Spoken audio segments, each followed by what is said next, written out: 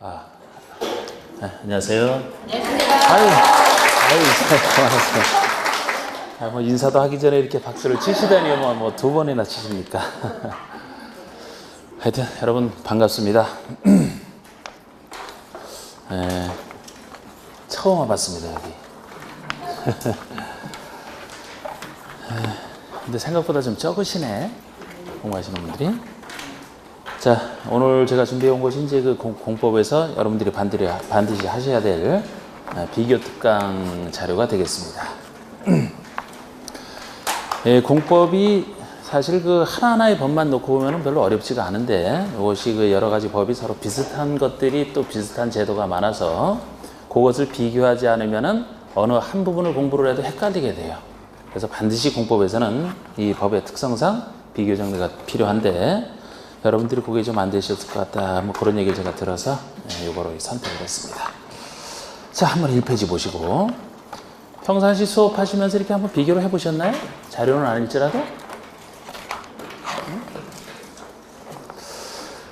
자, 하여튼 요 비교되는 것만 가지고 제가 왔고, 요것만 제대로 해도 여러분들 지금 성적에서 최소한 20점은 올라가지 않을까 싶은데요. 그죠? 충분히 되죠. 이 부분이 다 중요한 부분을 가지고 이제 비교를 해놨기 때문에 최소 20점 올라간다는 생각으로. 자, 1페이지 보시고 1번부터 보시겠습니다. 자, 우리 기득권자 보호 규정을 먼저 해놨는데, 자, 기득권자 보호 규정에서는 제가 착수 사업의 보호라고 이 제목을 붙여놨어요. 그래서 우리 공법에 나오는 모든 기득권자는 다 착수를 해야 됩니다. 착수하지 않으면 보호를 안 해줘요. 이건 공통점이고, 국계법에서 나오는 기득권자 보호 규정이 제일 기본이죠. 국계법에서는 도시군 관리기 결정이 됐을 때, 과거 기준에 따라 허가 등을 받거나 허가를 받지 않고 착수를 했다라면 새로운 관리기 결정에 상관없이 그냥 계속할 수 있다. 그래서 신고도 필요 없습니다. 원칙은 착수한 사업의 경우에 하나요 계속할 수 있다, 그냥 할 수 있다는 얘기예요. 그런데 여기서도 예외, 관리계획 내용 중에서 시, 수 두 가지, 시가 와주정구역과 수산자원보호구역 지정하는 이런 관리계획이 들어섰다 그러면 이거는 3원래 신고가 되겠습니다. 3원래 신고. 3원래 신고 자체도 혜택이에요. 원래는 허가받을 것을 신고로 충분하니까 3원래 신고입니다. 근데 이것은 그 옆에 도시개발법과 정비법에서 개발법, 정비법 서로 비슷해요. 도시개발구역이나 정비구역이 지정됐을 때, 새로운 행위 제한이 가해질 때 역시 과거 기준에 따라 착수한 자는 어떻게 할 것이냐. 둘 다 30일 내 신고입니다. 누구에게 신고하는지는 중요한 게 아니고 이것은 30일 내 신고라는 거. 그래서 도시개발법에서 정비법에서 이게 지문으로 나왔을 때 30일 내 신고라는 거. 그러면 우리 국계법이랑 비교를 했을 때 원칙은 그냥 할 수 있는데 시수는 3월 내 신고잖아요. 거기랑 헷갈리면 안 돼. 3월 내 신고가 더 센 겁니까? 30일 내 신고가 더 규정이 강화된 겁니까? 30일 내 신고가 아니고 30일만 지나면 아예 보호를 못 받는다는 얘기가 되니까. 그래서 국계법에 대한 특별법적 관계에 있는 것이 개발법, 정비법 아닙니까? 그래서 특별법에서는 국계법상 예외랑 비교하더라도 좀 더 규정이 강화돼 있다. 특별법이라 강화돼 있다. 더 짧다. 30일 구별하시고. 자, 우리 농지법에도 하나가 있습니다. 농지법에서는, 근데 농지법은 평상시 두 문제 나오는 법이기 때문에 이거는 이제 출제 가능성은 제일 떨어지죠, 이거는. 예, 그래서 농지법에서는 행위 제한을 엄청 하는 그 농업진흥지역이 지정됐을 때 역시 사업의 시행 중 착수해 있는 자를 얘기하죠. 착수한 자는 그 공사사업에 하나여 행위 제한 규정을 적용하지 아니한다니까 역시 그냥 할 수 있다는 얘기가 되는데 요거는 상대적으로 좀 떨어집니다. 국계법의 원칙 예외 그리고 개발법과의 차이점 정도를 딱 보시면 되고, 하여튼 뭐 비교하는 것은 제가 다 해놨는데 그 중에서도 강약은 다르죠. 그 다음에 이제 이번에 수용사용권이 나옵니다. 자, 우리 수용사용은 항상 공익을 위해서 인정하는 제도인데요. 공법 전체에서 4군데서 나오고 있어요. 4군데서. 도심계획시설사업, 국계법의 도심계획시설사업과 개발법의 도시개발사업과 정비법의 정비사업, 요 3가지 사업을 도시군계획사업이라고 하죠. 도시군계획사업. 이 도시군계획사업이라는 것이 공적인 개발행위잖아. 공적인 개발행위. 그렇기 때문에 여기는 공익을 위한 수용사용권을 인정을 합니다. 근데 요 3가지, 도시군계획사업 3가지에다가 주택법에서까지 해서 4군데서 인정하고 있는데 요게 약간씩 비슷하지만 달라요. 자, 먼저 주체를 보시면, 수용사용 주체를 보시면, 도심계획 시설 사업에서는 모든 시행자가 수용사용권을 가집니다. 개발법 마찬가지예요. 정비법도 정비사업의 시행자 이렇게 돼 있으니까 모든 시행자의 권한이라고 보시면 돼요. 단지 이제 정비사업 3가지 중에서 아파트 재건축하는 재건축 사업만큼은 간단한 다시 건축하는 사업이기 때문에 평상시는 수용 사용할 필요가 없어요. 있는 상태에서 허물어 버리고 재건축하지 않습니까? 그래서 재건축만큼은 긴급한 경우만 예외적으로 인정될 뿐이지 시행자의 권한인 건 똑같아요. 그런데 주택법에서는 국가지자체, 토지주택공사, 지방공사, 즉 공공사업 주체가 민간 안 됩니다. 공공사업 주체가 국민주택 건설과 관련해서만 인정한다는 게 이게 주택법의 특징이에요. 그래서 우리가 수용사용에 대해서 물을 때 예를 들어 도심계획 시설사업에서 물으면서 행정청이 시행자에 하나여 수용사용할 수 있다. 그럼 틀리는 얘기가 되죠. 또 그렇게 낸 적이 있고 모든 시행자의 권한이니까. 그런데 만약에 주택법에서 민간 사업 주체도 수용 사용할 수 있다 그러면 역시 틀린 얘기가 됩니다. 이런 걸 구별하시라는 거예요. 자, 다시 말씀드리면 도심계획 사업 자체가 공익성 있는 사업이기 때문에 그 자체로 수용 사용을 할 수 있다. 그래서 그때는 모든 시행자의 권한이지만 주택법상 주택건설 사업은 공익사업 자체가 아니거든요. 그렇기 때문에 요건에서 공공성을 채워야 된다 이렇게 생각하시면 돼요. 그래서 요거는 공공사업 주체만, 그것도 공공사업체를 하더라도 민영주택건설과 관련해서는 인정해야 됩니다. 국민주택과 건설하자 자체로 이렇게 공공성을 채워야지만 수용사용은 가능하다. 수용사용은 함부로 인정하는 거 아니잖아요. 그래서 이런 차이점. 그 다음에 수용사용에 대해서는 공토법을 공익사업을 위한 토지 등의 취득 및 보상하거나 운유를 제가 줄여서 공토법이라고 합니다만 공토법을 준용을 합니다. 준용할 때 항상 준용할 때 2가지 특례가 다 있어요. 그것이 하나가 사업인정 의제 시기고 그 밑에 재결 신청기한이 공통되는 2개의 특징인데 원래 공토법에서는 수용사용을 하기 위해서는 사업인정을 국장에게 받아야 된다라고 합니다만 공법에 나오는 수용사용에서 그런 식으로 사업인정을 받아야 수용사용을 할 수 있다. 다 틀려. 그럼 다 틀려요. 왜? 거기에는 특례로서 사업인정을 받은 것으로 의제 받은 것으로 보니까 그런데 우리 여기서는 어느 때 사업인정 받은 것으로 보는지 그 시기를 구별하셔야 되거든요. 원리는 비슷해 다. 예를 들어 그쪽에서 사업인정 받으라는 게 행정기관의 검증을 거치는 것이고요. 여기라면은 이 4가지 사업을 하면서 비슷한 행정기관의 검증을 거치는 절차가 있다라면 그거로 족하다는 겁니다. 그래서 각각의 사업에서 사업 시행권 딸 때 사업 시행권을 따는 경우가 행정위원회 검증을 통과해야 사업 시행권을 따잖아요. 그래서 보통 사업 시행권을 따는 그 시기에 사업인정 받은 것으로 본다. 내용은 약간씩 다르죠. 법이 다르기 때문에. 도심계획 시설사업. 여러분, 제가 지금 그래서 제가 평상시 제가 강의를 저한테 들어오신 분이라면 제가 요거 할 때 아주 간단하게 넘어가는데 여러분들은 요걸 어떻게 했는지 몰라서 제가 지금 살짝 고민스러워 이게. 예를 들어 지금 도심계획 시설사업 진행되는 흐름과 개발사업 진행되는 흐름과 정비사업 진행되는 흐름 요게 좀 다르게 배웠을 거란 말이에요 이게. 그죠? 자, 한번 살짝 여러분들 제가 어떻게 도심계획 시설사업 진행된다는 그 흐름 어떻게 생각하십니까? 도심계획 시설사업을 진행한다는 뭐부터 나와요? 단계별 집행계획? 그 다음에 시행자? 왜 이렇게 조용하지? 그 다음에 그러니까 개발사업이 진행된다면 이 개발사업은 어떻게 진행이 됩니까? 제일 먼저 나오는 게 개발계획, 그 다음에 구역지정, 그 다음에 그럼 요거부터 좀 살짝 해야 되겠네. 요거부터. 이 도심계획 사업 3가지에 대해서는 일단 틀부터 잡아두셔야 되는 게 기본이에요. 그래야 어느 부분을 묻는지를 시험에서 파악을 해야 되기 때문에 우리 국계법에 나오는 도심계획 시설 사업이다. 도심계획 시설을 설치하는 사업인 도심계획 시설 사업을 진행한다. 그러면은 도심계획설이 큰 것이 있기 때문에 한꺼번에 못하기 때문에 예산 배분과 관련된 단계별 집행계획을 먼저 수립하는 게 도심계획 시설 사업의 특징입니다. 단계별 집행계획을 수립을 합니다. 단계별 집행계획을 먼저 수립을 하는데 요 단계별 집행계획 수립 시기는 요거 2년이에요. 도심계획 시설을 결정하는 관리계획 들어선 때로부터 2년 내 수립을 해야 됩니다.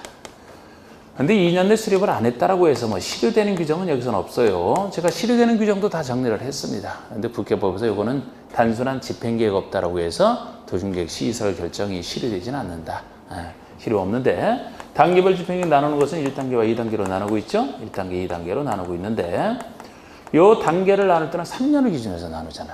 3년 내 시행할 것은 1단계 집행계획에 넣고 3년 후에나 시행할 것은 2단계 집행계획에 넣습니다. 이런 거 아실 것이고 흐름 잡는 거예요. 지금 흐름 잡는 거.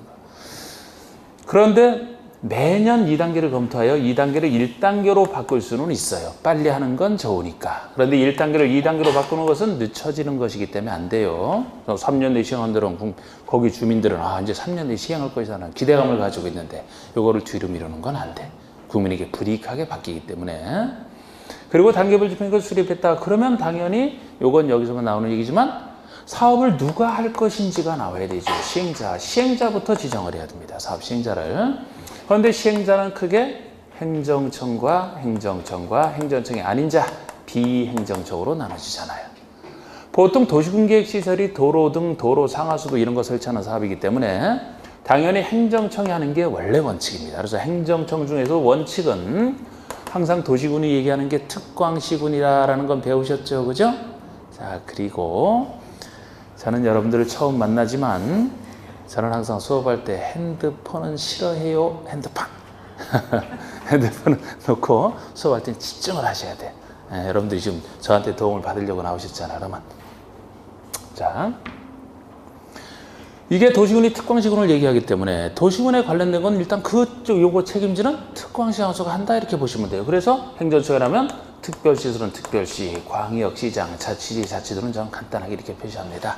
시장으로서 보통 자치지, 자치에 대해서는 어느 경우든지 그냥 이 사람이 다 하거든요. 별 의미 없어. 그래서 어디서나 뭐 크고 작은 일을 이 사람이 하기 때문에 그래서 특광시장으로서가 합니다. 이 사람이 하는 게 원칙인데 보통 행정청이 해주잖아. 그런데 예외적으로 도지사나 국토교통부 장관이 할 수 있는 경우가 있고 어느 때 할 수 있는지 크게 중요하지도 않습니다. 자, 우리 행정청이 아닌 자라면 그냥 함부로 돼서는 안 되기 때문에 아무나 돼서는 안 되기 때문에 이러한 행정청으로부터 이 행정청이 지정을 해줘야 비행정청은 시행자가 돼요. 이거를 시행자 지정이라고 하는 건데 이 비행정청 중에서도 행정청이 아닌 자라면 행정청은 국가와 지자체만 얘기하니까 행정청이 아닌 자라면은 각종 공사도 있고 순수 민간인도 있거든요. 그래서 행정청이 아닌 자 중에서도 순수 민간인, 사인이 됐든 민간인 아무 편이나 상관없는데 이 민간인은 지정받기 위해서 일정한 요건을 필요로 합니다. 아무나 돼서는 안 된다는 거죠.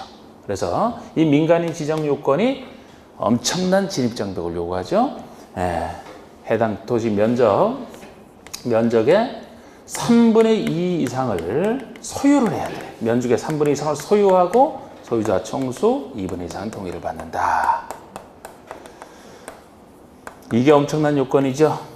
사업하는데 예를 들어 도로 건설하는 데는 도로 건설할 부지의 3분의 2 이상을 소유해야 된다는 얘기는 사실상 집에서 그냥 잘하는 얘기나 다름없어요. 민간이 이 요건 너무 까다로워서 사실상 거의 주로 행정청이 주로 하거나 공사 등이 하게 될 겁니다. 민간인 진입장벽이 너무 높다. 그런 거. 그리고 여기서도 이렇게 틀을 잡기 때문에 항상 행정심판이라면 시행자가 하는 것은 처분성이 있기 때문에 여기에 대해서 다툴 수가 있는데 처분반선에 다툴 수 있는데 행정심판은 행정청에 제기하는 게 특징이거든요. 그래서 행정청이 시행자가 한 처분이라면은 바로 행정청에 제기하면 되는데 행정심판법에 따라서 행정청이 아닌 시행자가 한 처분에 대해서는 이자에게 제기를 못해요. 왜? 행정청이 아니니까. 행정심판 성격상 어쩔 수 없이 이자를 지정한 자가 행정청이기 때문에 지정한 자에게 제기한다. 이런 분은 개발법, 정비법 마찬가지예요. 그쪽에서는 잘 안 나오지만. 그리고 그런 얘기도 있고 시행자가 지정했으면 당연히 사업시행권을 따야 되잖아요. 사업시행권 따기 위해서 시행자는 나는 이런 식으로 사업을 실시할 것이다. 실시계획을 작성을 해서 인가권자에게 인가를 통과해야 이 실시계획 인가권자가 인가를 내주고 그 사실을 고시하면 실시계획 인가고시인데 요게 행정위원회 검증을 거치는 절차거든요. 인가권자가 이렇게 하라 되겠다. 그러면 이제 인가를 내주면 실시계획대로 시행자가 사업을 실시할 수 있게 되는. 그래서 요걸 통과했을 때 시행자는 비로소 사업 시행권을 땄다 이렇게 얘기를 합니다. 사업 시행권 땄어요. 그러면 땄으니까 이제 공사를 시작해서 제가 표시하는 게 공사기간이에요. 공사를 시작해서 끝났다 그러면 준공검사를 신청해서 준공검사권자가 준공검사를 하고 전체 이거 통과했다. 그러면 이제 전체 공사 완료가 됐다라는 사실을 공고하는 게 공사 완료 공고. 이렇게 이제 끝나는 게 도시공사사업 절차거든요. 뭐 인가권자가 시도의사 대주장 있지만 의미 없고. 자, 요게 도시공사사업이 진행되는 보다 간단한 절차인데 도시군계획 사업 중에서도 도시개발사업과 정비사업은 특별법으로 정하지 않습니까? 그래서 저쪽 절차랑 비슷해야 정상이지만 좀 더 복잡하게 진행이 돼요. 그런데 이 흐름부터 잡으셔야 되는데 도시개발 사업을 진행한다 그러면은 아니 당연히 이런 큰 신도시를 개발하는 큰 도시개발 사업을 하는데 여기에 대한 계획부터 세워야지. 저거는 단순하게 그냥 결정된 뭐 도로 등을 설치하는 것에 끝나지 않습니까? 이건 큰 사업이라 도시개발 사업에 대한 틀을 정하는 계획이 필요해요. 먼저 그 계획을 도시개발 사업에 대한 계획 줄여서 개발계획이라고 합니다. 그러니까 이 개발계획 속에서 이제 시행자, 면적, 왜 도시개발을 하는지, 목적, 시행기간, 시행방법 이런 것들이 여기서 다 정해져요. 그러면 이 개발계획 범위 내에서 구체적으로 개발해서 어디를 개발할지를 정하는 게 개발구역 지정이죠. 그래서 먼저 계획을 수립하고 구역 지정하는 이것이 자연스러운 순서가 됩니다. 저기는 단순하기 때문에 이런 것도 필요 없어요. 계획 세워놓고 나서 이 범위 내에서 구체적으로 구역을 지정합니다. 어디를 개발할지. 그런데 이게 원칙적 순서입니다만 항상 예외적으로 이 순서가 뒤바뀌는 경우가 있어요. 녹지나 비도시 같은 변두리 등에서는 보통 우리가 구역이 지정됐을 때부터 사업에 관련되는 투기를 통제하는 장치가 발동이 되는데 이건 아직 추상적이라 안 되고 구체적으로 구역 지정됐을 때부터 발동을 합니다. 그래서 여기서부터 이제 개발인 허가를 받아라 이렇게 나가는 건데 녹지나 비도시 같은 것을 개발한다면 기존의 주상공을 개발하는 것보다는 여긴 변두리이기 때문에 투기하는 사람이 더 몰릴 수가 있어요. 그래서 원래는 이때도 이렇게 해야 되지만 예외적으로 녹지나 비도시 등에서는 도시개발구역을 먼저 지정을 해서 투기 통제하는 장치를 기습적으로 발동해 놓고 개발계획을 천천히 수립하게 되면 투기 방지에 효과적이다. 그래서 이렇게 할 수 있는 경우도 많이 물어봅니다만 이런 경우 이제 느낌. 여기서는 예를 들어 주상공이 전체의 30% 이하일 때 그거를 제일 많이 바꿔내잖아. 그죠? 주상공이 30% 이하라는 얘기는 녹지나 비도시가 70%잖아. 대부분이라는 뜻이 되거든요. 하여튼 뭐 이런 거. 그리고 이렇게 구역이 지정됐다 그러면 아까 여기서 뭐 알고 있는데 대답을 안 하셨던 것 같은데 구역이 지정됐으니까 이제 이 사업을 누가 시행할지를 정해야 되겠죠. 요것은 저쪽에 없는 얘기잖아. 저건 간단한 사업이라. 그 대신 여기서만 이게 있다라면 그 다음엔 당연히 시행자, 여기도 시행자가 나와야 되죠. 시행자가 비슷합니다. 원리는. 그래서 시행자가 나오는데 여기는 이제 믿어주는 공공과 그렇지 않은 민간으로 나눌 수가 있고 민간 중에서 조합, 이게 도시개발 조합이 대표적인 민간 시행자죠. 조합은 환지 방식에서만 시행자가 되잖아. 그리고 이 조합이 시행자로 지정됐으면 역시 같은 절차예요. 시행자가 실시계획 작성해서 사업시행권 따야 되니까 시행자가 지정됐으면 사업시행권 따는 게 필요하잖아. 그래야 공사를 할 수 있으니까. 그래서 실시계획 작성에서 역시 인가를 받게 되면 사업시행권을 땁니다. 사업시행권 땄으면 저쪽처럼 공사를 시작해야 되는데 큰 사업에서는 그 전에 절차가 하나 더 필요해요. 사업시행권 따고 나서 공사 들어가기 전에 큰 사업이다 보니까 조성 등 것을 누구에게 줘야 되겠다. 이 계획을 먼저 세워놓고 공사 들어가라는 거예요. 사업시행권 따고 나서. 그런데 우리 누구에게 뭘 줄지는 도시개발 사업은 세 가지 방식이고 세 가지 방식에 따라 달라지거든요. 도시개발 사업은 우리 크게 하는 수용사용 방식과 조금 적은 사업에 적합한 환지 방식이 있고 이 수를 섞어 쓰는 혼용 방식까지 있는데 어느 방식을 택할지는 여기서 정하는 거예요. 여기서 정하고 어느 방식으로 해왔든 여기까지는 공통점이라는 겁니다. 그럼 요거 다음에 수용사용으로 해왔다라면은 나오는 것이 공급계획이죠. 공급에 대한 계획, 누구에게 어떻게 공급할지를 정하는 공급계획.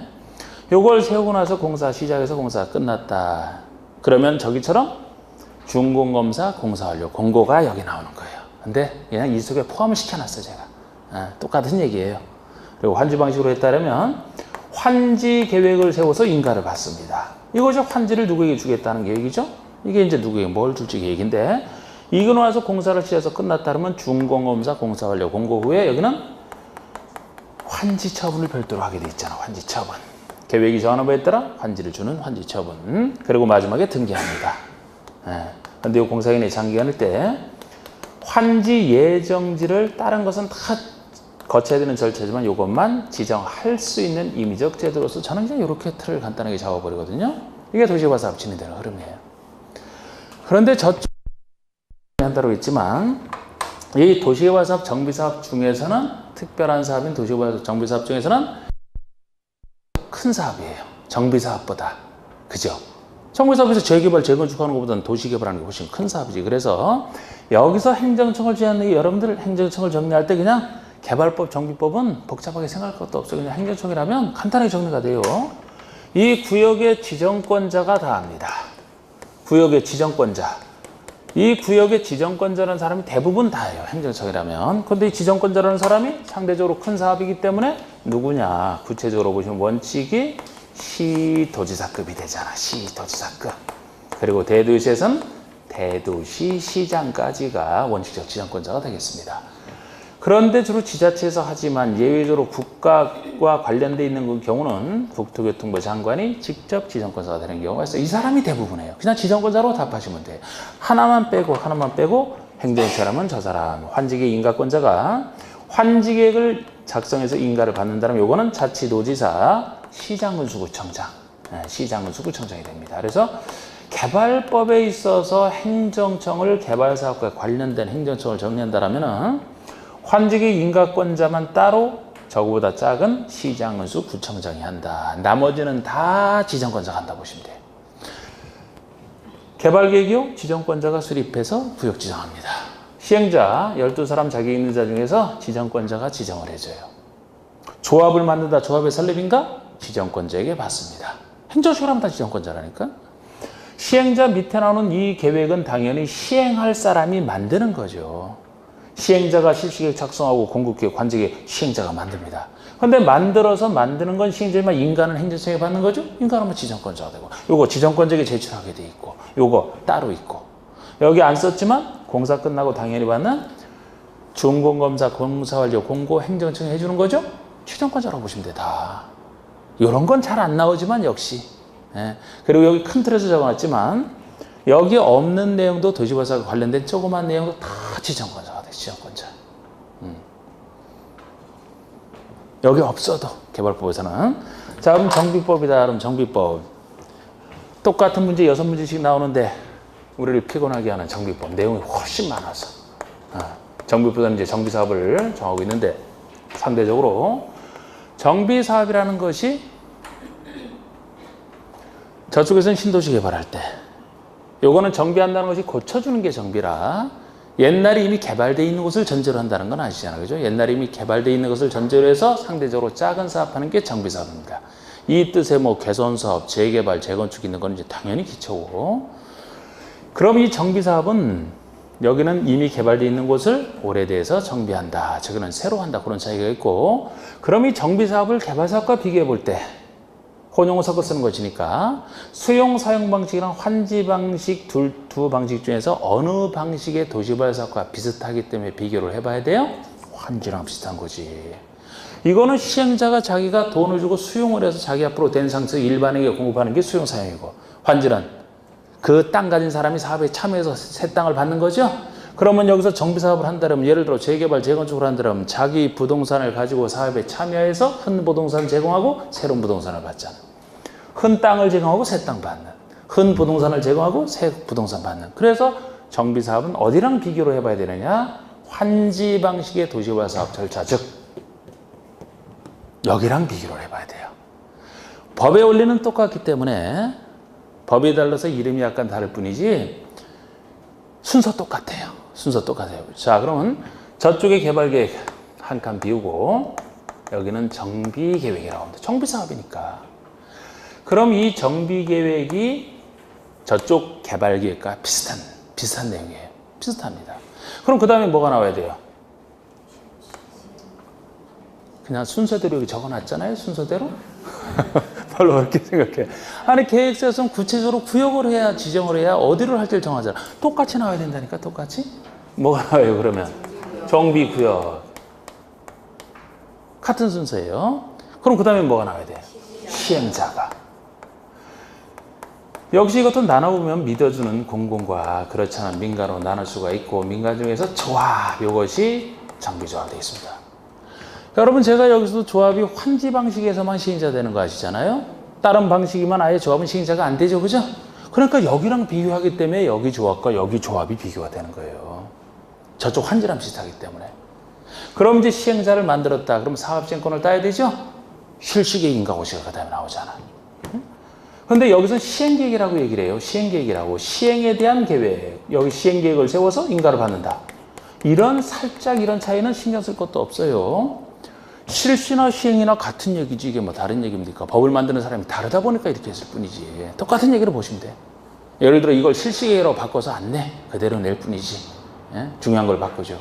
자, 사업시행권 땄어요. 이제 사업시행권 땄으면 여기랑 비교해 본다고 했으니까 그 다음에 나오는 것이 누구에게 뭘 줄지 계획이 나와야 되죠. 요거랑 비슷한 계획을 여기서는 한 칸 비우고 뭐라고 합니까? 관리처분계획이라고 하잖아. 관리처분계획. 여기서 환지라는 말을 못 써요. 땅을 바꿔주는 게 아니기 때문에. 그래서 환지계획 인가받듯이 관리처분계획도 이제 인가고지를 거칩니다. 그래서 우리가 지금 하는 것들이 다 서로 비교를 해봐야 될 것이고 이거 이따 다 비교를 할 거예요. 다. 비교표 다 있어요. 다 있는데 일단 이렇게 틀은 잡아야죠. 그래서 우리가 환지와 관리처분계획 비교할 때 이거는 땅 주는 것이고 땅 주는 것이니까 종전 땅에 대해서 새로운 땅 환지를 필지 대 필지로 그대로 교환해 주는 것이니까 필지 대 필지로 합니다. 근데 비슷하지만 여기 특징이 여기는 땅 주는 게 아니라 건물 주는 거라 그랬죠? 토지와 건축물 주는 것이라 건축물 주는 것이라 그 점도 약간 차이가 있지만 기본적인 차이가 저기는 필지별로 한다면 여기는 분양 대상자별로 한다 그러잖아. 분양받을 사람별로 작성해요. 그 차이 아시죠? 그죠? 그건 땅 대 땅으로 무조건 바꿔줍니다. 그런데 분양 대상자별로 준다는 얘기는 분양 대상자가 분양 신청을 한 사람이 되고 한 사람이 예를 들어 두 부동산을 가지고 있다 그러면 필지 대 필지로 주게 되면 한 사람이 두 땅 가지고 있다? 두 필지를 줘야 돼요. 땅 대 땅 교환이니까. 그런데 분양 대상자별로 준다는 얘기는 한 사람이 두 땅을 가지고 있어요. 그 전체 땅에 합친 그 금액에 상당하는 하나의 땅을 줘도 하나의 건물을 줘도 상관없어요. 이거는. 그런 차이가 있으면 존재합니다. 그래서 이건 분양 대상자별적인 필지별 땅, 건물. 그래서 여기서 환지에서 입체한지 할 때 줄 땅이 부족해서 입체한지를 한다. 건물의 일부와 대지, 지분을 주는 거. 그럼 입체한지라면은 소유자 신청을 받죠? 보통 환지 받을 사람은 환지 신청 안 해요. 시행자가 알아서 정해주지. 근데 환지 받을 사람이 특수한 입체한지를 받겠다면 소유자 신청을 받습니다. 그리고 건물의 일부 주는 게 입체한지예요. 그렇기 때문에 입체한지 할 때는 오히려 환지한 종류지만 여기랑 비슷하게 되는 거예요. 여기도 분양 신청을 한 사람이 대상자니까 신청을 받아서 건물 주는 거잖아. 그래서 여기에 관련된 신청기간 알려주고 주택 줄 때 주는 기준을 입체한지에서 끌어다 쓰는 게 입체한지의 한 특징이 되는 겁니다. 그래서 어쨌든 요거에 따르면 이제 공사 시작해서 끝내야 되겠네. 똑같이 공사 시작해서 끝냈다면 준공검사 공사완료 공고 여기는 준공인가 공사완료 고시 같은 얘기예요. 결국 다 똑같은 얘기입니다. 말이 약간 다를 뿐이지. 그리고 나서 여기 정하는 바에 따라 환지 처분을 해야 되잖아. 그럼 여기도 관리처분기 정하는 바에 따라 권리 이전 처분하는 게 필요하죠. 여기서는 이제 보통 조성된 것을 권리를 이전하는 처분을 하고 그 사실을 고시한다. 저쪽에서는 환지 처분 공고, 여기는 권리 이전 고시. 같은 얘기예요. 결국 둘을 비교해 봐야 돼. 차이점하면 여기는 이제 소유권이 넘어갔을 때 기타 권리가 넘어간다. 이제 이런 식으로 하지 않습니까? 마지막에 뭐 사후적 등기는 똑같고. 자, 그런데 제가 지금 둘만 비워놨는데 요 둘 비워놓은 곳은 저쪽에는 없고 여기만 있는 절차만 끼워놓으면 완성이 되는데 정비사업 특징 때문에 당연히 생기는 거예요. 여기는 정비 기본계획이 맨 앞에 나옵니다. 정비 기본계획이 맨 앞에 나와요. 정비 기본 마치 도시군 기본계획처럼 정비사업의 기본 방향을 정하는 저쪽에는 없는데 왜 여긴 필요하냐. 저쪽은 신도시 개발이기 때문에 방향 정할 필요는 없고 그때그때 바로 계획 세워서 필요하면 개발하면 됩니다. 그런데 여기는 옛날에 이미 개발된 곳이다 보니까 옛날에 개발이 신도시로 한 수십 년 전에 아주 크게 개발이 됐어요. 수십 년이 지나서 낡아서 정비사업을 해야 된다라면 한꺼번에 다 할 수가 없잖아. 어느 정비사업을 먼저 하고 어느 정비사업을 나중에 하고 이게 필요하죠? 그걸 정하는 게 기본계획이에요. 저쪽 여기만 필요한 거지 이게. 그리고 요거 전에 나오는 것에 분양 통지 및 공고가 있습니다.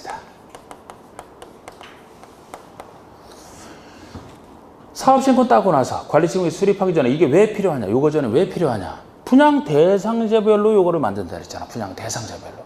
그럼 요걸 만들기 전에 분양 대상자가 누군지를 가리는 절차가 필요하죠? 저쪽에서는 필요 없잖아. 그냥 무조건 환지해 주니까. 필지배로니까. 그래서 바로 이 분양통지 공고가 여기서 주로 알려주는 게 분양 신청 기간 등 분양에 필요한 얘기를 당사자에게 알려주는 게 통지고 그 사실을 꼭 신문에 공고하는 게 공고잖아요. 알려준 분양 신청에 대한 분양 신청을 받아서 신청한 사람 대상으로 그자가 분양 대상자가 되기 때문에 요거를 수립하기 때문에 신청 안 하면은 현금으로 보상을 해주고. 그래서 요거 전에 여기서만 이게 필요한 것이고 요거를 환지에서도 입치환지에서 끌어다 쓴다는 얘기죠. 이런 차이점이 생기는 거예요. 그러면 완성되었어요, 이게. 그래서 여러분들이 이렇게 했는지 안 했는지 모르겠는데 하여튼 뭐 문제를 풀 때는 어느 문제다 그러면은 기본적으로 개발사업, 정비사업의 흐름이 딱 펼쳐져서 지금 여기에 대한 문제다. 지금 여기에 대한 문제다. 이게 들어서야 문제 풀기가 쉬워요. 이렇게 체계를 잡아놓고 살을 붙여도 여기다 붙여야 되고 그래야 이제 혼동이 없는 그런 공부가 되거든요. 이렇게 될 수밖에 없잖아, 순서가. 그리고 여기서 행정처계라면 저쪽보다는 상대로 작은 것이니까.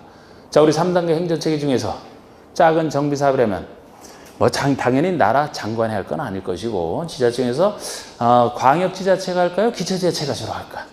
기초지자체가 주로 하겠지.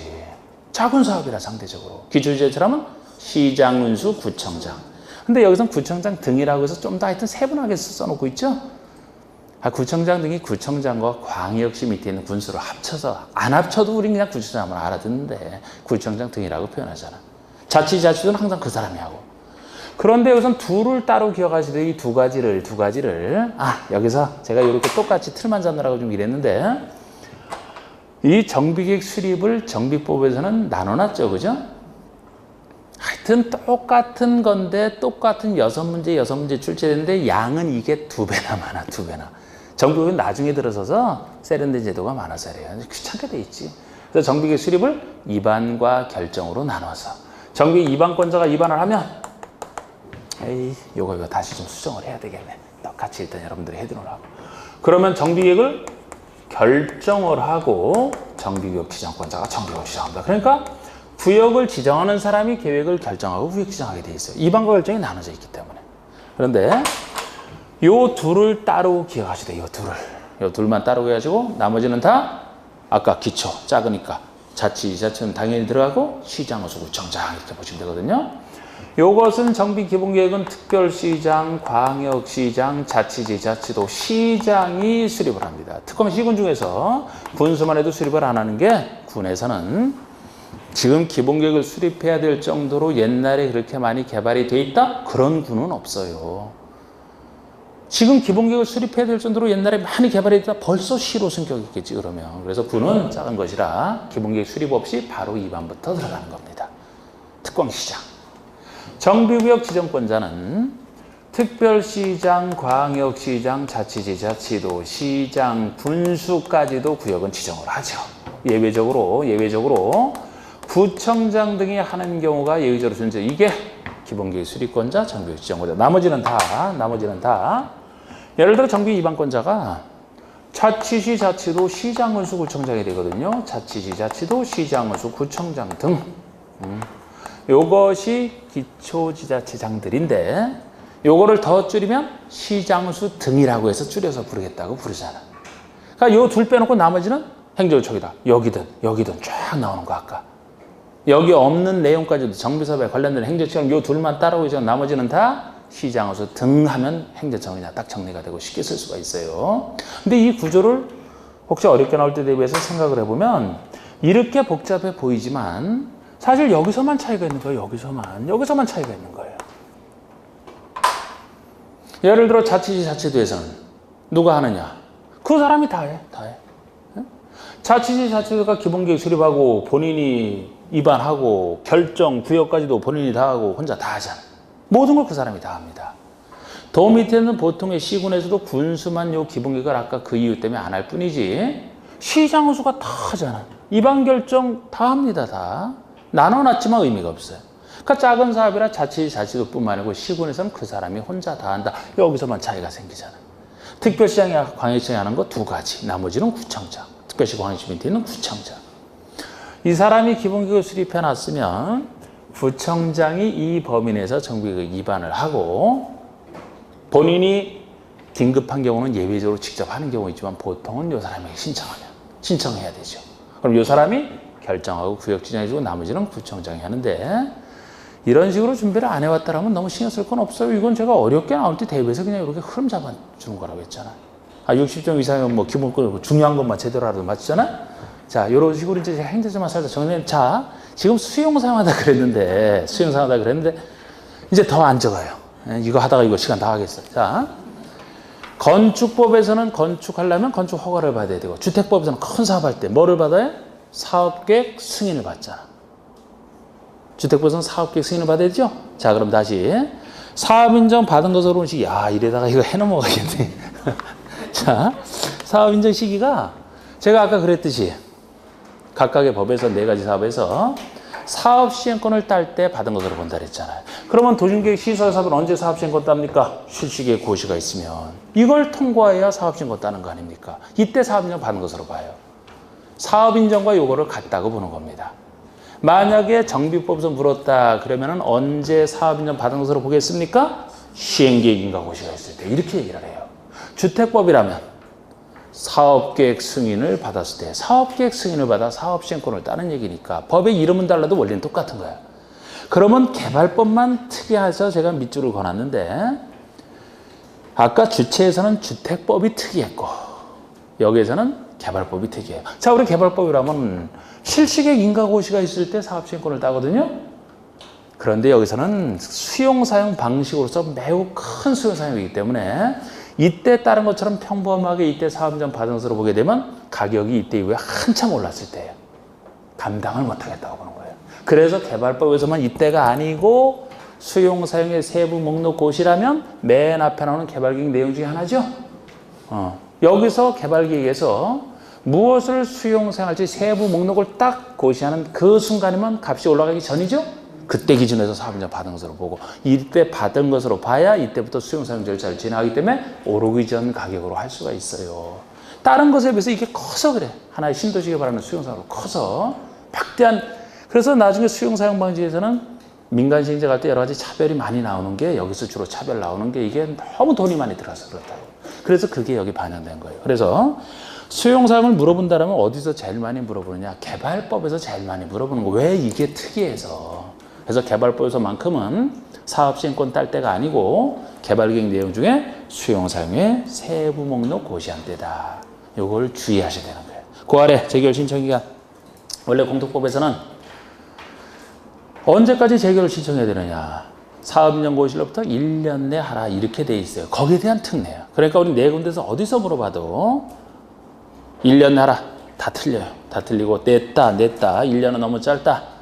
사업 시행기간 내에 한다 이렇게 보시면 돼요. 이건 공통된 특징 아닙니까? 그리고 시행기간도 보통은 이제 실시계획, 시행계획에서 정하겠지만 개발법이라면 이제 이것도 개발계획과 관련되어 있어요. 개발계획에서 정하고 있는 시행기간 종료일까지 그냥 시행기간 내에 한다 이렇게 보시면 되지. 근데 이것도 뭐 개발계획 구별한 건 좀 이것보다 1년 남으면 틀린다는 얘기고 사업인정 의제 시기가 더 중요하게 봐야 되고 그리고 이건 공통된 특징이고 여기 없는 내용을 공통법 준용하는데 우리 기타에서는 각각 법에 있는 그 다른 특징이 있어요. 만약에 도심계획 시설 사업에서는 기타에서 나와 있는 것이 여기만 있는 특징이 도심계획 시설에 인접한 토지 등은 일시 사용할 수 있다. 아니 그 사업에 필요한 땅 자체가 수용사용 대상이지 인접한 땅이라면 그 땅은 필요한 게 아니잖아. 필요한 땅에 사업할 때 옆에 땅은 필요합니다. 사업하는 동안에. 그래서 인접한 이런 얘기가 나오면 이거는 일시 사용만 하면 되지 수용은 안 된다. 이거 주의하셔야 되잖아. 이게 인접지에 대한 일시 사용권이죠. 그 다음에 개발사업에서는 워낙 큰 수용사용이다 보니까 민간 시행자가 수용사용권은 가져요. 그런데 민간 시행자가 수용권을 행사할 때 차별. 민간 시행자에 대한 차별. 민간 시행자에 대한 차별이면 그 숫자보다도 여러분 민간 시행자를 공공시행자로 바꿔서 내는 걸 더 많이 내, 더 많이. 우리 공법에서 숫자 많아도 숫자를 정답화시키는 건 오히려 적어요. 숫자보다 이런 걸 더 바꾼다고. 그래서 민간 시행자에 대한 차별인 걸 아셔야 돼요. 공공시행자는 일정 동의 자체가 필요 없어요. 민간 시행자는 그리고 이제 그걸 정확히 했다 그러면 그래서 제가 민간에 좀 더 새카맣게 해놨잖아. 예? 아주 좀 세심해 보이죠? 자, 면적 3분의 2 이상 토지를 소유하고 총수 2분의 어디서 본 내용이에요, 이게? 아까 여기서 본 내용이네. 그러니까 이게 법이 비슷한 원리인 거예요, 이게. 여기서 민간인이 함부로 이런 공익성 있는 이런 사업을 하는 것을 경계하기 위해서 엄청난 요건을 요구하잖아요. 이거 아예 민간인 안 된다면 헌법에서 차별 때문에 평등권 위반으로 이거 위헌이 돼버리거든요. 그래서 민간인을 끼워놨는데 엄청난 요건을 요구해서 사실상 배제하는 거나 다름없다고. 엄청난 요건이잖아. 그런데 역시 마찬가지예요. 지금 수용상에서. 민간인이 수용상에서는 똑같은 요건이에요. 3분 이상 소유하고 총수 2분의 1. 엄청난 요건. 그래서 사실 환지에서는 주로 민간 당사자가 스스로 시행하는 게 보통이지만 수용상에서는 민간인도 될 수 있지만 사실상 공공시행자가 주로 이 방식으로 하게 되는 거예요. 이런 요건 때문에. 그리고 정비법에서는 원래 따로 나와 있는 얘기가 우리 수용할 때는 사전에 현금으로 보상해 주는 게 원칙이죠. 그 원칙에 대한 예로서 사후현물 보상을 얘기합니다. 대지나 건축물로 현물로 보상한다. 당연히 그러면 먼저 취득한 후에 수용을 통해서 먼저 취득한 후에 공사 다 끝나고 준공인가 이후에 현물 보상을 해야죠. 완성된 걸 줘야지. 그래서 사전 현금에 대한 예외 사후 현물 보상을 얘기하고 있습니다. 이런 거 있다. 그럼 수용사항은 이렇게 평상시에 정리를 해두시고 어느 법에서 묻는지에 따라 생각을 달리 하셔야 돼. 어느 법에서 묻는지에 따라서. 자, 그러면 이제 3번에서는 사실 이건 큰 비교도 아니지만 지구단위 계획에 대한 설명을 해놨습니다. 지구단위 계획고요. 자, 어느 곳을 개발하고자 지구단위 계획을 지정한다면 크게 둘로 나눠져 있어요. 도시지역이냐 비도시냐. 도시가 주로 개발할 땅이기 때문에 도시지역이라면 필요한 경우 이제 지정할 수 있는 곳이 많고 비도시 지역은 보존할 땅이라 예외적으로 가능한 겁니다. 그런데 도시지역을 전제로 해서도 그 밑에 지정할 수 있는 곳이 있고 지정하여야 하는 곳이 있는데 지정할 수 있는 곳이라면은 이게 내용은 제일 많아요. 어디에 지정할 수 있느냐. 자, 우리 지구단위 계획은 개발하려고 한다 그랬죠? 땅을 나눠보면 어느 땅이든지 크게 두 가지 목적 중에 하나예요. 주로 개발할 목적으로 지정된 땅이냐, 개발의 반대인 보존 목적이냐. 그러면 개발 목적인 땅이면 지정할 수 있고 보존 목적인 땅이면 지정할 수 없고. 그런 식으로 하셨나요? 외웠나? 그런 목적으로 하시면 되죠? 아니 개발 목적으로 지정된 땅이면 이걸 지구단위 기구를 지정해서 개발하는 거 얼마든지 가능하잖아. 보존 목적에 따르면 보존하기로 약속이 돼 있는데 지구단위 기구를 지정해서 개발한다? 약속 위반이 되잖아. 그래서 지정할 수 있다 없다? 지정할 수 있는 것도 따진다면 개발 목적이면 되고 보존 목적은 안 되고 이 논리면 충분해요. 이건 외우는 게 아니에요. 이거는 내용 많아도. 예를 들어 용도지구는 도시지역에 있는 용도지구로 하면 다 돼요. 비도시만 개발진지구 따로 있을 뿐이지. 그리고 2번부터 7번까지 나오는 게 다 개발할 땅이야. 도시개발구역, 정비구역 개발해야죠. 택지 개발할 땅이지. 주택국사는 대지 조성사업을 대지 조성하는 사업으로 개발할 땅이죠. 산업단지와 준산업단지 개발할 땅이죠. 관광단지와 관광특구 관광용으로 개발할 땅이 됩니다. 그러니까 이런 곳이면 전부나 일부나 다 지정할 수 있어요. 그런데 특히 이것 관련해서는 다른 건 쉽고 8번 갖고 바꿔낼 확률이 제일 큰데 우리 8번은 개발제한구역 이렇게만 나오면 지정할 수 없는 땅이지. 개발을 막는 곳인데 도시자연공구역은 개발제한구역과 흡사한 곳이죠. 규모가 작을 뿐이지. 그러니까 여기도 지정할 수 없어요. 시가와 주정은 엄청나게 개발 막는 곳이잖아요. 시가와 유보기간 동안에 개발 막는 곳이잖아요. 공원이면은 공원으로 보존할 땅이니까 역시 개발 막는 곳이죠. 이렇게만 나오면 지정할 수 없는 땅이 되는데 여기서 해제가 붙어야 지정할 수 있는 땅이 돼버립니다. 해제가 된다는 얘기는 이제 이게 풀어지니까 개발할 수 있는 땅이 돼버리죠. 네.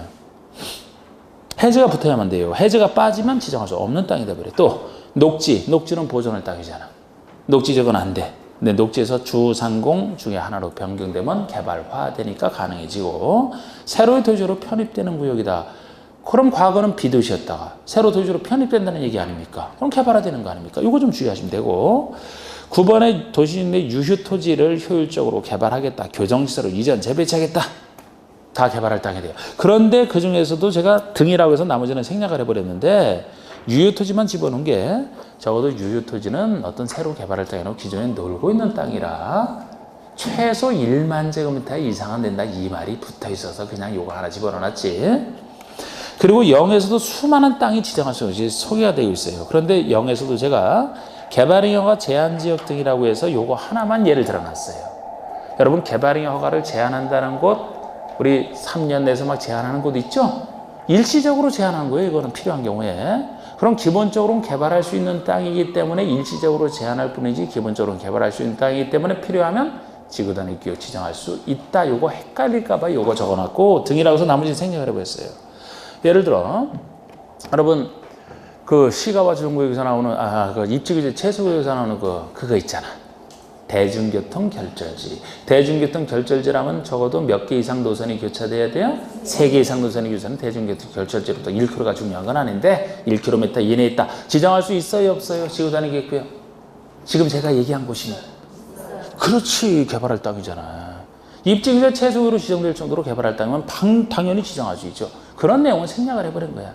앞으로 다른 게 이 안에서 다 해결되지만 다른 게 나와도 눈치껏 보다 이거 개발할 땅이다 아니라만 판단하면 된다니까요.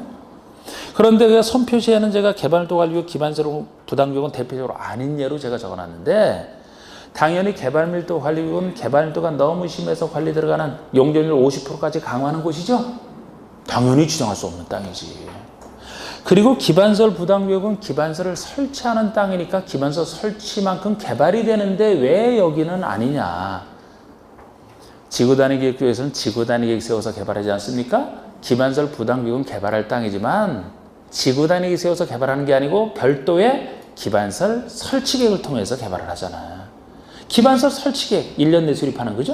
그거로 하니까 여기서는 지구단위계획 수립할 필요가 없잖아요. 지정할 필요가 없지. 그래서 자체로 기반서 설치 계획으로 하니까. 그래서 아닌 거고.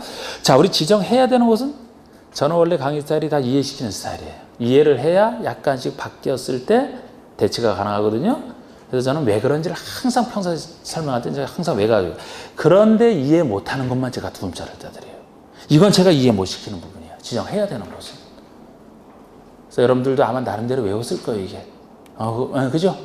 그럼 외운 대로 하세요.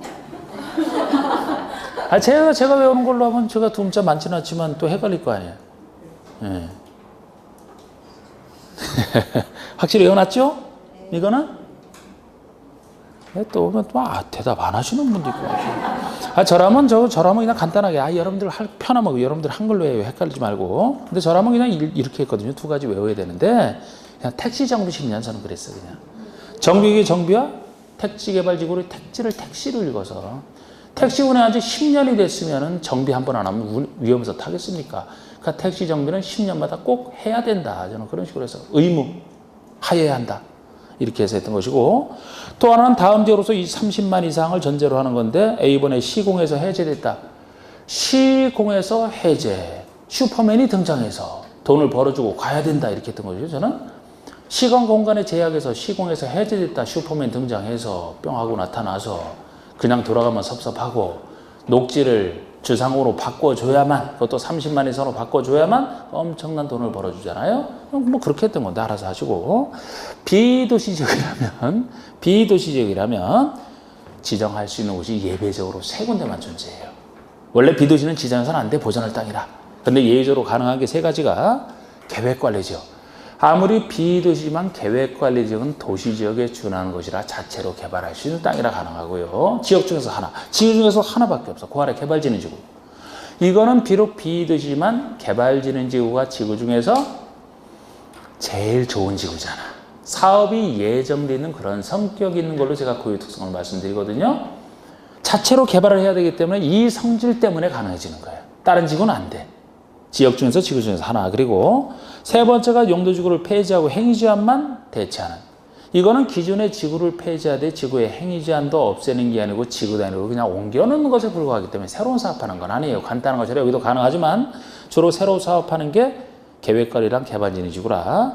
그러면 계획관리지구 지정할 때 다시 보시면 이 계획관리가 전체 다일 필요는 없다. 전체 면적의 50% 이상 차지하면 되고 반드시 나머지 지역은 관리지역 중에 하나, 보전관리, 생산관리 둘 중에 하나야 됩니다. 관리지역 중에 하나야 돼. 다른 것이 섞여 있으면 안 돼. 이 요건 기본적으로 하셔야 되고 면적 요건 보시면 이 계획관리지역이든 개발진흥지구든 변두를 대상으로 개발하는 것이라 너무 작게 하지 말아라. 어느 정도 크게 하라. 공통되는 면적 요건이 존재해요.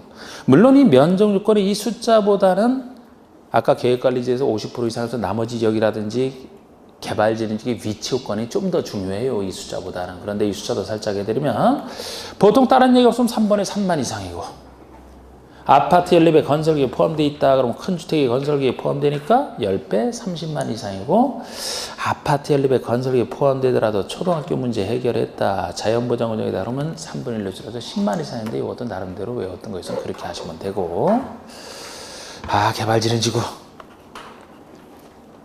개발진흥지구라면 면적 요건은 동일하고 위치 요건까지 요새 추세로는 하셔야 되는데 요것도 저라면 그냥 제일 좁게 인정하는 게 A번 주특계 이렇게 했던 거잖아요. 주특기 4천 주특계 이렇게 해서 주거개발의 주 복합이 둘 이상 기능인데 복합 중에서도 주거 기능이 포함된 경우만 같은 주거의 주로 보면 되고 특정 개발의 특 요 두 가지 주거랑 관련된 주 그리고 특정에 관련된 특 요 주특 두 가지는 계획관리지역에 위치하고 있을 때만 지정할 수 있기 때문에 제일 좁습니다. 반대로 제일 넓은 곳이 C번이에요. 관광휴양이라면 모든 B도시에 다 됩니다. 사실 도시지역만 아닌 곳이면 관광지로 개발할 경치 좋은 곳이 있다? 다 개발할 수 있다는 얘기예요. 그래서 관광휴양 그냥 상식적으로 모든 B도시에 다 가능하다. 주특계, 관광휴양 모든. 그러면 나머지가 중간쯤에 위치하는 거잖아 지금. 제일 좁지도 않고 제일 넓지도 않고 나머지 주특, 관광, 나머지 이렇게 보시면 돼. 나머지는 산업유통과 복합 중에서 주원이 포함되지 아닌 경우에 하나인데 이런 경우에는 중간이니까 계획관리는 당연히 들어가고 농림에 관련된 두 가지만 들어가기 때문에 나머지 중간이 된다. 농림에 준하는 생산관리와 농림지역만 들어가지 자연환경보전지역에 관련된 자연환경보전지역에 준하는 것이 보전관리죠. 보전관리나 자연환경보전지역에 위치하고 있으면 안 돼요. 그래서 정확히 계단식으로 생각하면 딱 중간이 되는 겁니다. 이게 저는 그런 식으로 했고 점 이렇게 지구단위격을 지정했으면 그 밑에 지구단위격에 반드시 포함되어야 될 사항이 나오는데 우리 지구단위격 세워서 여러분 이것도 기억할 때 지구단위격에 반드시 포함되어야 된다. 안에 어떤 사업을 하려고 했는데 그 사업 못하니까 사업을 할 수 있게 만드는 장치가 지구단위격의 기본구조죠. 그러면 예를 들어 저는 그럴 때 공장 이 정도 크게 공장을 들어가려고 하는데 공장에 못 들어가서 이걸 세운다라면 공장은 용도가 들어가야 되니까 용도 제한을 풀어줘야 돼. 그게 2번의 첫 번째는 용도 제한이에요. 이걸 풀어주면 공장이 들어갈 수 있잖아. 그런데 그 정도 크기의 공장이 들어가야 되거든요. 여러분 크기를 결정하는 게 면적, 높이잖아. 면적에 관련된 게 뭐예요? 유명, 건폐율, 용적률이고 높이의 최고한도 치죠. 그게 2번 얘기예요. 이 중에 어느 것 하나만 빠져도 목적된 사업을 못해. 목적된 사업을 하게 하려고 하니까 용도 제한 풀고 크기랑 관련된 건폐율, 용적률, 높이 제한을 풀어준다. 이게 들어가기만 하면 뭡니까? 여기에 필요한 기반설이 같이 들어가야 운용이 되지. 그래서 그게 1, 2번 이게 필수사항 두 가지가 되는 거예요. 예. 나머지는 선택사항이고 또 지구단위로 완화할 수 있는 사항 요거는 상대적으로 이 중에서는 덜 나오는 거지. 지금까지 딱 2번 나왔으니까 상대로 덜 나오는 거예요. 근데 우리 지구단위로 완화할 수 있는 사항 그냥 느낌 잡아서 보세요. 느낌 잡아서. 저는 느낌을 상당히 중시하는데 공부에서 자꾸 하나하나 배우는 것보다 자, 우리 지구단위로 완화할 수 있는 사항은 왜 사람들이 지구단위 지정해서 지구단위 세우면 좋아하느냐? 개발할 수 있기 때문이죠. 그럼 여기서 법에서 이 완화할 수 있는 사항들이 다 기존 건축물보다 크고 넓게 짓게 하는 것들을 완화할 수 있게 풀어줬기 때문에 좋아하는 겁니다. 그럼 국계법에서 용도 제한을 풀어줘야 건축 제한을 풀어줘야 못 짓는 건축을 지을 수가 있고 건폐율 윤율을 풀어줘야 더 크게 지을 수가 있잖아. 건축에서 대지의 조경을 풀어줘야 원래 조경을 의무적으로 얼마 확보해야 되는데 이걸 풀어준다는 얘기는 덜 확보해야 된다는 얘기가 돼요. 그러면 덜 확보하는 것만큼 더 지을 수 있잖아. 공개 대지와도로 관계. 대지는 도로 2m 접해야 되는데 2m 덜 접해도 지을 수 있게 해주는. 응? 높이 제한을 풀어줘야 높게 지을 수 있잖아. 공개공지를 풀어줘야 우리 공개공지 아시죠? 그죠? 건물 짓지 말고 공지 확보하는 건데 이거를 예를 들어 50% 완하다 그러면 반만 확보하면 된다는 얘기니까 더 넓게 지을 수 있잖아. 그만큼. 주차장 보면 부설 주차장. 부설 주차장을 얼마 확보해야 되는데 이거를 완화해줘야 주차장을 덜 확보하는 것만큼 건물을 더 넓게 지을 수 있게 하는 다 크고 넓게 짓게 하는 것들이 완화 대상에 들어가 있다고 보시면 돼요. 그런데 지금까지 이건 2번밖에 안 나왔다고 했는데 주위에서 아닌 것 했을 때 지구 단위로 완화할 수 있는 것이 아닌 것 이런 식으로 문제 2번 나왔었거든요. 아닌 얘기가 대표적으로 이 정답으로 나왔던 게 이 2가지예요. 대지의 분할 제한과 건수선 지정은 완화 대상이 아니다. 그런데 건축에서 배우는 이 내용을 생각을 해보세요. 당연히 완화 대상이 아니지. 자, 우리 대지 분할 제한이 건축법에서는 기존 건축이 있는 땅이 잘게 쪼개지는 것을 금지하고 있는 규정이죠. 그럼 이 쪼개지는 걸 금지하는 그 기준 면적 있잖아. 그 기준 면적을 완화한다? 그러면 요거를 예를 들어 반만 완화해 볼까요? 반만 줄였다 생각해봐. 그럼 더 잘게 쪼개져. 더 잘게 쪼개지면 거기에 자그마한 건축이 타닥타닥 들어서겠네? 개발에 반대죠, 이거는. 오히려 작은 건축물 다 허물어버리고 크게 짓는 게 개발인데, 그래 이건 완화해줄 수가 없는 거예요. 성질상 이 뜻을 알게 되면. 건수선 지정이면 예를 들어서 여러분, 우리 예배 중에서 소유너비 미달도로 있잖아. 그럼 소유너비 미달도로에서는 건수선 지정하는 게 소유너비를 확보하고자 앞으로 도로를 건설하고자, 그죠? 건수선을 이렇게 후퇴하죠? 그런데 이걸 완화해서 도로 너비를 이만큼 확보해야 되는데 덜 확보해도 된다. 도로가 좁아져. 그러면 도로를 넓히는 게 개발이잖아요. 완화할 수가 없는 거예요, 이런 내용이. 뭐 이랬고, 대상지역에 적용되는 건폐율의 150% 이용률에 200% 내서 완화할 수 있다. 그냥 이것만 적어놨어. 그냥 건폐율의 기존 건폐율의 건폐율을 완화한다. 1.5배 150%. 용적률은 2배까지.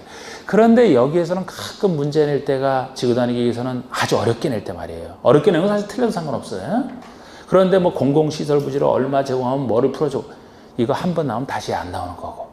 그런 식으로 이건 틀려도 돼. 예. 공법은 80점 만점으로 생각하시면 돼요. 나머지 20점에 관련된 항상 손댈 수 없는 게 한 7, 6, 7문제 나온다니까. 그런 걸 공부하려고 하는 건 절대 아니에요. 그런 건 다 버려야 돼. 그래도 오히려 그게 합격해요. 중요한 걸 정확히 알았을 때. 그래서 그렇게 혹시 여기에 없는 내용 나왔다? 기쁜 마음으로 찍으면 돼. 시간 벌잖아. 고민하면 안 돼요. 내가 모르는 내용은 그냥 찍어야 돼. 시간 벌고 다른 데서 정확히 해야 돼. 근데 여기서도 찍더라도 그냥 뭐 어젯밤 꿈속에서 그 돌아가신 부모님이 나타나서 몇 번 찍으라고 했다. 절대 믿지 말고 느낌을 가지고. 저는 항상 이해시키는 쪽으로 했기 때문에 그 찍는 것도 잘 찍게 돼. 예를 들어서 나온 것 중에 생각해서 그냥 적지는 몰라도 찍으라고 대충 것도 빠른 속도로. 예를 들어 주차장 완화해서 우리 그 전에 나왔던 것은 그냥 생각 안 해도 할 수 있는 게 있어요. 예를 들어 차 없는 거리 조성하는 게 요새 많이 유행하는 거예요. 예? 차 없는 거리로 해서 그 젊은이들 와서 막 거기서 노래도 하게 하고 막.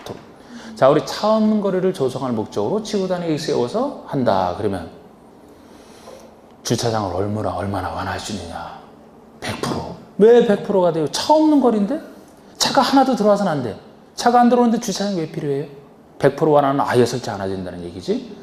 옛날에 한옥마을 조성이, 전통 한옥마을 조성이 목적으로 할 때 주차장을 얼마까지 완화했어요? 역시 100% 완화가 되죠. 전통 한옥에 옛날에 차 썼습니까?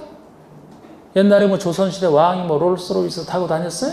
아니잖아. 없잖아. 차가 들어가면 무슨 그게 전통 한옥이에요?